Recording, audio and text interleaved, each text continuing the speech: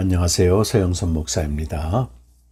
오늘부터 구약 성경 다니엘서 묵상을 시작합니다. 오늘은 1장 1절에서 9절까지 말씀으로 세상 속의 그리스도인 뜻을 정하여 아들을 먹고 아들로 인해 산다라는 제목으로 좀 은혜를 나누려고 합니다. 오늘은 다니엘서 그 첫 시간이기 때문에 다니엘서에 대한 배경을 좀 먼저 말씀드리는 게 좋겠습니다. 유대교에서는 구약 성경을 타나크라고 부릅니다. 타나크는 토라, 느비임, 케투빔의 약자입니다. 그래서 토라는 율법을 말하고 느비임은 예언서를 말하고 케투빔은 성문서를 말합니다. 자, 우리가 흔히 다니엘서를 예언서로 알고 있는데 그렇지 않습니다. 다니엘서는 케투빔, 성문서에 속합니다. 자, 그렇다면 다니엘서는 장래일을 말하는 예언서가 아니고 케투빔, 성문서, 소위 묵시문학에 속한다고 할 수 있겠습니다. 다니엘서는 그 BC 2세기 그러니까 BC 169년에서 164년을 배경으로 하는 묵시문학입니다. 여기서 묵시문학이란 신약 성경의 요한계시록과 비슷합니다. 소위 신앙의 박해 시대에 하나님이 역사의 주관자임을 밝히 드러내시고 하나님을 믿는 자들이 하나님에 대한 신실성을 유지하고 신앙을 지키도록 격려하는 그런 장르에 해당되겠습니다. 특히 다니엘서가 BC 2세기에 기록된 작품이라는 사실은 본문 내용으로도 파악할 수 있습니다. 다니엘서 2장 4절에서 7장까지 중간 부분은 BC 2세기에 통용된 후기 아람어로 기록되어 있습니다. 이 후기 아람어는 BC 3세기 이전에는 전혀 사용되지 않았습니다. 또 나머지 부분 역시 BC 2세기에 통용된 후기 히브리어로 기록되어 있습니다.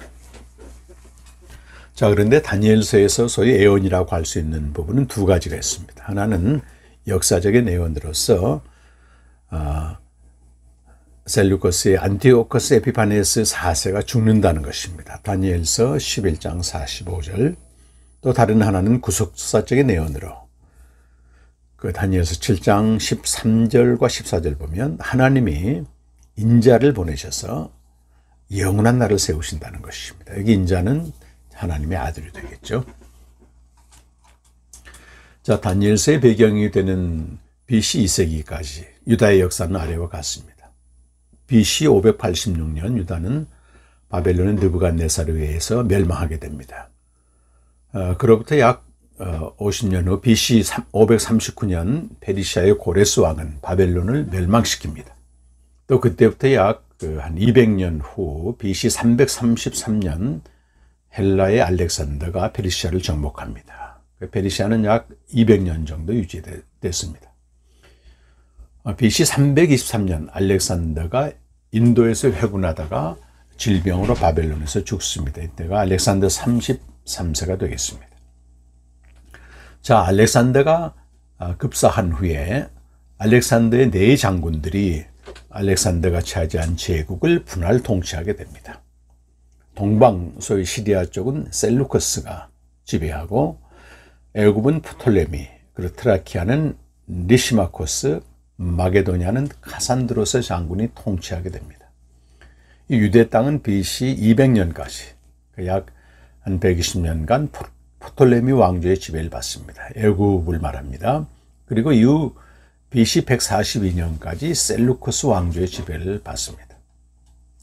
자, 다니엘서에서 중요하게 부각되는 인물은 셀루코스 왕인 안티오커스 에피파네스 4세입니다. 이제 다니엘서에 계속 나오겠습니다만은 안티오커스 에피파네스 4세는 BC 168년에서 167년 사이에 예루살렘 성전을 모독합니다. 거기에 제우스 성전에다 제단을 세우고 돼지피를 뿌리고 또 모든 곳에서 유대인들 하여금 토라 율법을 어기게 만들었습니다. 그러나 하스모니아의 마띠아 시족 그리고 마띠아의 아들 유다 마카비가 혁명을 일으켜서 성전을 수복하고 정화합니다. 수전절이라고 하는 유대인의 중요한 명절은 바로 이때를 기념하는 절기입니다. 그때로부터 20년이 지나 유다는 셀루커스에서 완전히 독립하여 소위 하스모니아 왕조, 단독 왕조를 세우게 됩니다. 140년경에 세우고 이 왕조는 BC 63년 로마에 의해서 정복되기까지 유지됩니다. 한 80년 정도 독립 왕조를 유지하게 됩니다. 자, 아까 말씀드린 유다 묵시 문학의 중요한 특징 중 하나는 가명성이라고 합니다. 가명성은 과거에 위대한 사람, 권위 있는 이름을 사용하여 현재의 위기나 박해를 견디고 승리하고자 하는 그런 것을 말합니다. 다니엘은 바벨론으로 끌려온 포로였으나 하나님께 대해서 신실했습니다. 그는 소위 세상이라고 할 수 있는 바벨론과 페르시아에서 중책을 맡아 봉사했으나 그렇다고 세상과 타협하지는 않았습니다. 이 묵신문학의 특성상 다니엘서의 메시지는 다니엘이 그가 살았던 시대보다 약 400년 지난 시점에 해당됩니다. 그런데 이 같은 사실이 결코 다니엘서의 권위를 추락시키지는 않습니다. 이 다니엘서의 진정한 권위는 다니엘서에서 강조하는 하나님의 역사의 주인이라는 점에 있습니다. 또 하나님이 자신이 정한 종말을 향해 역사를 이끌어 가신다는 확신이 다니엘서의 권위의 원천이 되는 것입니다. 그 중심에 바로 위기와 배도의 상황에서도 하나님께 신실한 백성들이 있습니다. 다니엘서는 전체 12장으로 구성되어 있습니다. 1장에서 6장은 느부갓네살과 또 그의 바벨론, 그리고 그에 이은 메대와 페르시아 후계자들의 왕궁이 있던 유다포로 다니엘의 신앙을 기술하고 있습니다. 7장에서 12장은 다니엘이 보았고 천사가 해석한 일련의 환상들이 담겨 있습니다. 여기 환상의 핵심은 하나님의 역사의 주관자이시다. 그리고 세상 나라의 운명은 바로 하나님의 손에 달려있다는 것입니다. 하나님은 궁극적으로 인자를 세상에 보내셔서 영원히 견고한 나를 세우십니다. 이것이 7장 아까 말씀드린 13절에서 14절 말씀이 나옵니다. 그 인자는 바로 하늘에서 오신 하나님의 아들이라고 말합니다. 요한복음 3장 13절에 그리고 그가 세울 영원한 나라는 바로 하나님의 나라가 됩니다. 자, 1장은 2장에서 6장에 나오는 다니엘과 그의 친구들에 관한 이야기의 서론이 되겠습니다. 이 장은 이 다니엘서의 주인공들이 누구며 그들이 어떻게 해서 하나님의 뜻을 위해 막중한 책임과 의무를 갖게 되는 그 자리까지 오르게 되었는가를 설명하고 있습니다. 즉 하나님께 쓰임받는 자는 그들이 처해 있는 세상 가운데 있습니다. 세상을 위해서 봉사합니다. 하지만 세상을 위한 그들의 봉사는 하나님께 대한 신실성을 전제로 합니다. 사명보다 하나님과 관계가 더 중요한 거죠. 이것은 하나님에 대한 신실성을 저버리는 세상의 봉사가 결국 자기를 위한 우상 숭배로 얼마든지 전락한다는 점을 알려주고 있습니다. 이렇듯 하나님께 대한 신실한 믿음은 어떤 특별한 사건이 아니고 세상 속에서 또 평범한 일상 속에서 효력이 나타나는 것입니다. 오늘 1장 1절과 2절은 다니엘이 바벨론에 온 그 경위를 간단히 기술하고 있습니다. 유다 왕 여호와김이 왕이 오른 지 3년이 되는 해에 바벨론의 느부갓네살 왕이 예루살렘으로 쳐들어와서 성을 포위하였다. 주께서 유다 왕 여호와김과 하나님의 성전 기물 가운데서 일부를 느부갓네살의 손에 넘겨주셨다. 그는 그것들을 신할 땅 자기가 섬기는 신의 신전으로 가지고 가서 그 신의 보물 창고에 넣어두었다. 이게 1절과 2절 말씀입니다. 자, 여기 보면 다니엘과 그의 친구들이 바벨론으로 온 것은 여호와김 3년 되던 해입니다. BC 605년이 됩니다. 자, 1절의 시기는 역대하 36장 6절 7절과 열왕기하 24장 1절의 내용을 소위 결합한 것입니다. 자, 그런데 느부갓네살이 그 왕위에 오르고 느부갓네살이 예루살렘을 포위한 때는 다니엘서 1장 1절 말씀과 좀 다릅니다. 그러니까 느부갓네살이 왕위에 오른 것은 여호와김 4년에 비로소 왕위에 오릅니다. 이것이 에레미야서 25장 1절에 나와 있고요. 또한 느부갓네살이 예루살렘을 포위한 때는 적어도 그때로부터 6년이 지난 BC 598년입니다. 그래서 이 역사적으로 사실이 정확하지는 않습니다. 그런데 중요한 것은 과거의 시점이 정확성보다도 이 책에 기록된 당대의 배경, 당대의 이야기가 되겠습니다. 즉 신할 땅, 신할이라는 말은 힘센 사냥꾼이라는 말인데요. 신할 땅에 있는 마르둑 신전의 성전에 그 신전에다 성전의 기구를 둔 일은 안티오코스 에피파네스에 의해서 약탈된 성전에 관한 언급을 묘사하고 있습니다. 또 이것은 5장에 나오는 벨사살 왕이 성전에서 가져온 그릇으로 술을 마시다가 멸망한 그런 이야기의 전조이기도 합니다. 3절에서 5절은 바벨론 왕이 포로로 잡혀온 소년들을 중용하도록 준비시킵니다. 바벨론 왕은 황관장 아스프나스에게 명령하기를 이스라엘 백성 중 왕과 귀족의 자손 가운데서 왕궁에서 왕을 모실 소년을 선발하라고 명령합니다. 그들 중에서 몸에 흠이 없고 또 용모가 잘생기고 모든 일을 지혜롭게 처리할 수 있으며 지식이 있고 통찰력 있는 이들을 뽑아서 갈대아 사람의 언어와 그 문학을 가르치게 했습니다. 또한 왕은 왕궁에서 날마다 일정한 양을 정해서 음식과 포도주를 그들에게 공급하도록 해주면서 3년 동안 교육시키라고 했습니다. 그 다음에 왕을 모시도록 그렇게 명령을 내렸습니다.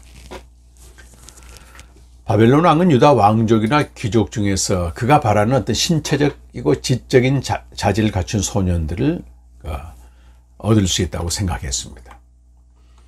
하지만 이들은 3년간 먼저 바벨론의 언어와 문학을 익히고 왕이 주는 음식을 먹으며 교육을 받아야만 합니다.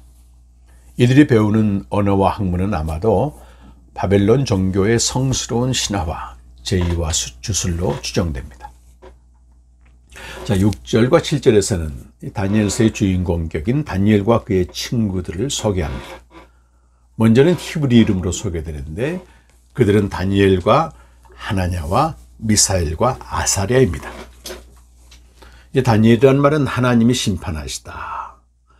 또 하나냐는 여호와께서 은혜로우시다. 또 미사엘은 누가 하나님과 같은가. 또 아사랴는 여호와께서 도우셨다. 전부 하나님과 관련된 이름입니다. 그런데 바벨론의 황관장은 그들의 이름을 바벨론식으로 바꿉니다. 다니엘을 벨드사살, 벨드사살은 그분이 소위 마르뚝 신이 그의 삶을 보호하시다. 이고 하나냐는 사드락으로 바꿉니다. 사드락은 달신 숭배자라는 뜻이고요. 미사엘은 메삭으로 바꿉니다. 포도주 여신에게 바쳐진 몸이란 뜻입니다. 아사랴는 아벳느고, 소위 아벳느고는 마르뚝의 아들 나우의 종이다. 이렇게 바꾸게 됩니다. 자, 히브리 이름이 바벨론 이름으로 바뀐 것을 두고 어떤 사람은 우상 숭배의 시험이다라고 단정합니다. 하지만 히브리 이름이 애굽 이름으로 바뀐 이건 요셉과 유사한 경우입니다. 애굽의 2인자가 되어 애굽을 다스린 요셉은 창세기 41장 45절에 보면 사브낫반네아라고 바뀝니다. 히브리는 그가 살아야 할 세상에서 그에 합당한 이름을 가진다. 이런 의미가 있습니다. 그래서 초대 교회 사도였던 사울이 원래 히브리 이름이거든요. 그런데 이방 지역에 살 때는 바울이라는 이름으로 헬라식 이름으로 그렇게 부르게 됩니다. 자, 다니엘과 8절과 9절 보면 다니엘과 세 친구의 첫 번째 얘기는 바로 먹는 문제였습니다. 그들은 이름이 바벨론식으로 바뀐 것은 받아들였으나 왕의 음식은 이제 거절합니다. 원래 왕궁에서 교육받은 영재들은 왕이 먹는 음식을 먹고 왕이 마시는 술을 마시게 되어 있었습니다. 물론 이것은 우상적인 제의와 연관이 있었습니다. 자, 음식은 히브리 관습대로 정결규를 따르지 않았고 도리어 율법에서 부정한 것으로 간주되는 짐승들로 만들어진 요리였을 것입니다. 그래서 다니엘은 왕의 음식과 포도주로 자신을 더럽히지 않기로 마음을 먹었습니다. 마음을 먹었다 이 말. 뜻을 정하여. 유명한 말입니다. 뜻을 정하여. 여기 뜻을 정하다 할 때 정하다는 히브리어로 숨이라는 단어입니다. 숨. 이 숨이라는 단어는 그 직전 구절 7절에서 이름을 바꾸는 것과 관련해서 반복되어 사용됩니다. 7절에 보면 그들의 이름을 고쳐라는 말이 숨이고, 벨드사사라 하고라는 말이 숨이고, 사드락이라고 하고 여기도 숨이고, 메삭이라고 하고 여기도 숨, 아벳느고라 하였더라 숨이 5번이 나오고 있습니다. 이렇게 황관장은, 바벨론의 황관장은 다니엘과 그의 세 친구의 이름을 정하였습니다. 그러나 다니엘은 왕의 음식과 포도주로 자기를 더럽히지 않기를 또한 정하였습니다. 자, 이것은 신실한 자라도 세상 일에 참여하되 분명한 한계점이 있음을 보여줍니다. 바벨론에서 어떤 세상 일에 참여하는 거, 이건 불가피한 겁니다. 그러나 거기 한계점이 있습니다. 뜻을 정하는 한계점이죠. 그건 왕의 음식과 이 포도주를 마시지 않는다는 것입니다. 다니엘은 마음으로 정하는 것을 행동으로 옮깁니다. 즉 자기를 더럽히지 않을 수 있도록 해달라고 황관장에게 간청했습니다. 그런데 오늘 9절 말씀 보면요, 주어가 하나님이에요. 하나님께서 다니엘이 황관장으로부터 호의와 동정을 받도록 해주셨다는 것입니다. 뜻은 다니엘이 정하고 하나님이 은혜를 베푸신다는 겁니다. 이것만 보아도 벌써 하나님이 역사의 주관자이시고 생명의 주관자이시고 우리 인생의 주관자이심을 알 수 있습니다. 왕의 마음이라도 하나님은 보혜의 물처럼 움직이시는 분이십니다. 다니엘은 정하고 행동할 뿐이고 결과는 하나님이 책임지십니다. 물론 모든 상황에서 신실함으로 정한 대가가 적절히 보응받는 것은 아닙니다. 이 세상 속에서 신실한 삶은 어떤 경우에는 비참한 상태에 떨어지게 만들기도 합니다. 디모데후서 3장 12절에도 무릇 그리스도 안에서 경건하게 살고자 하는 자는 핍박을 받는다고 되어 있습니다.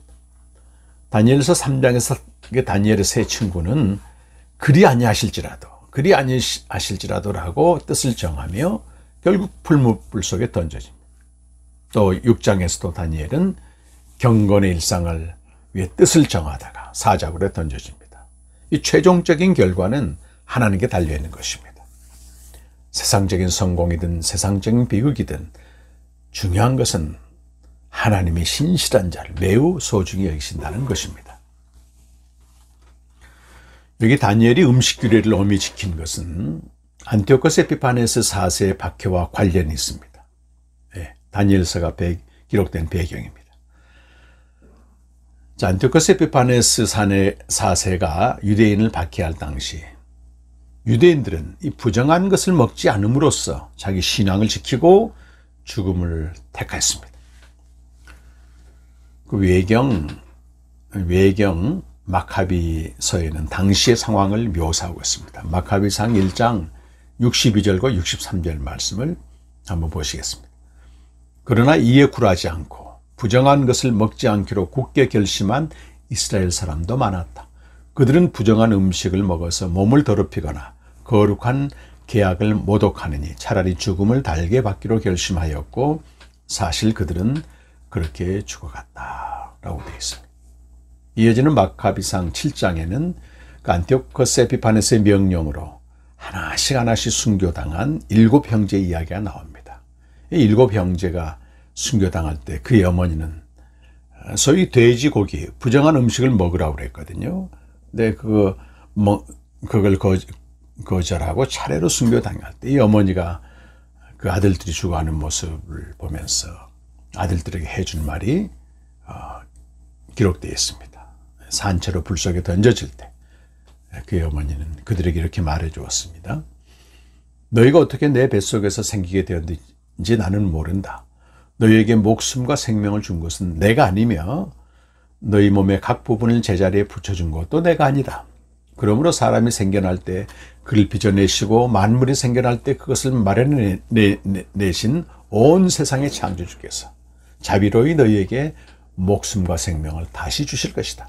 너희가 지금 그분의 법을 위하여 너희 자신을 하찮게 여겼기 때문이다. 이렇게 아들들이 죽어가는데 이렇게 아들들에게 부활신앙이죠. 이걸 불러일으켜 줍니다. 그럼 마지막으로 순교당하는 막내 아들에게는 이렇게 말합니다. 아들아, 나를 불쌍히 여겨다오. 나는 9달 동안 너를 뱃속에 품고 다녔고 너에게 새해 동안 젖을 먹였으며 네가 이 나라에 이르도록 기르고 키우고 보살펴왔다. 에이야, 너에게 당부한다. 하늘과 땅을 바라보고 그 안에 있는 모든 것을 살펴보아라. 그리고 하나님께서 이미 있는 것에서 그것들을 만들지 않으셨음을 깨달아라. 사람들이 생겨난 것도 마찬가지다. 이 박해자를 두려워하지 말고 형들에게 부끄럽지 않게 죽음을 받아들여라. 그래야 내가 그분의 자비로 내 형들과 함께 너를 다시 맞이하게 될 것이다. 이 박해자인 안티오코스 에피파네스는 그 가죽을 다 벗기고 뜨거운 불 속에다 이 아들들 하나씩 넣고 마지막으로는 그 어머니마저 불 속에 던져 놓습니다. 사실 당시 그 목숨을 건 음식규례의 준수는요, 유대인을 세상으로부터 구별하게 하는 가장 확실한 방법이었습니다.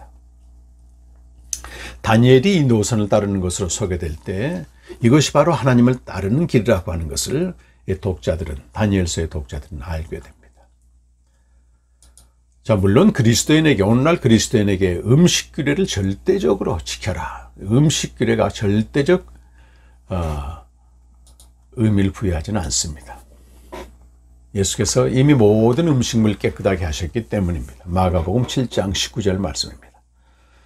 사도 바울 역시 모든 음식은 하나님의 말씀과 기도로 거룩해졌다고 선언했습니다. 디모데전서 4장 5절 말씀입니다. 또 바울은 고린도 교회에서 논란이 되었던 음식 문제를 다루었습니다. 당시 모든 고기는 일단 우상 신전에 바쳐진 것이었기 때문에 그것을 먹는 문제로 교회가 큰 시험에 들었습니다. 여기에 대해 바울은 우상은 존재하지 않는 것이라고 하면서 얼마든지 먹을 수 있다고 그렇게 말했습니다. 고린도전서 8장 1절 이하입니다. 하지만 양심에 거리낌이 있는 자들, 그 고기를 먹으면서 뭔가 양심에 거리낌이 있는 자들 위해서는 그 자유를 절제하라고 명했습니다. 중요한 것은 어떤 것이 합당한가가 아니고 형제애라고 하는 것, 사랑으로 행하라는 것입니다. 이 그리스도인은 세상 가운데서 주의 뜻을 이루는 자입니다.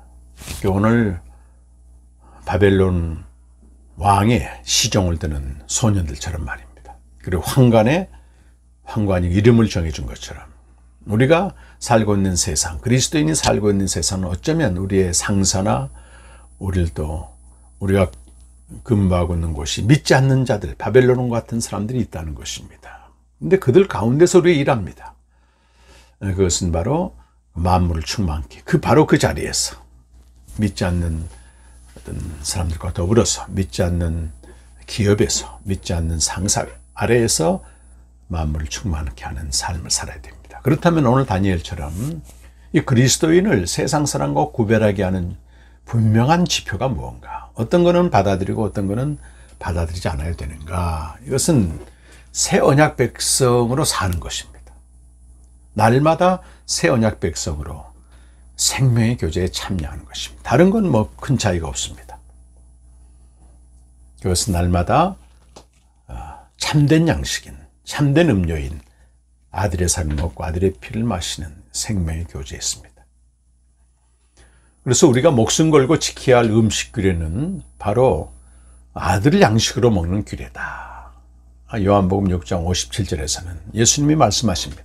살아계신 아버지께서 나를 보내심에 내가 아버지로 말미암아 사는 것 같이 나를 먹는 그 사람도 나로 말미암아 살리라. 그리고 마태복음 4장 4절에 예수님이 말씀하십니다. 예수께서 대답하여 이르시되 기록되었을 때 사람이 떡으로만 살 것이 아니요 하나님의 입으로부터 나오는 모든 말씀으로 살 것이라 하였느니라 하시니, 그 말씀으로 사는 겁니다. 요한복음 6장 26절 이하에도 썩을 양식과 썩지 아니할 양식에 대해서 예수님이 말씀하십니다. 이 썩지 아니할 양식은 하늘로부터는 생명의 떡, 예수님 자신을 말씀하고, 썩을 양식은 땅에서 나오는 모든 것들을 말합니다. 사실 우리가 이 세상과 구별되는 것은 경건의 모양이 아닙니다. 경건의 겉옷을 걸치고 얼마든지 세상이 주는 썩을 양식으로 살 수 있습니다. 예. 요한일서 2장 15절에서는 육신의 정욕과 안목의 정욕과 이생의 자랑을 썩을 양식으로 규정합니다. 저도 이렇게 오랫동안 경건의 겉옷을 걸치고 있었지만 생명의 양식, 생명의 교제, 아들을 양식으로 먹는 것에 대해서 잘 몰랐습니다. 그저 야곱의 우물에서 목을 죽였었습니다. 그런데 하나님의 은혜로 생수를 통해서 영원한 생명에 이르고 또 썩지 아니할 양식, 아들의 양식을 통해서 또 영원한 생명에 이르게 되었습니다. 예, 참된 양식, 참된 음료, 아들의 살과 아들의 피를 매일 먹고 아들의 죽음에 연합하여 새 생명으로 사는 자가 되었습니다. 오늘도 우리 성도들은 바로 환관장이 다니엘 이름을 정하듯 뭔가 세상이 정해놓은 질서 속에서 계속 살아갈 수밖에 없습니다. 중요한 것은 그 가운데서 하나님께 쓰임받는 것입니다. 하나님을 위해 사는 것입니다. 중요한 것은 다니엘이 뜻을 정한 것처럼 우리 각자가 포기할 수 없는 뜻을 정해야 된다고 하는 것입니다.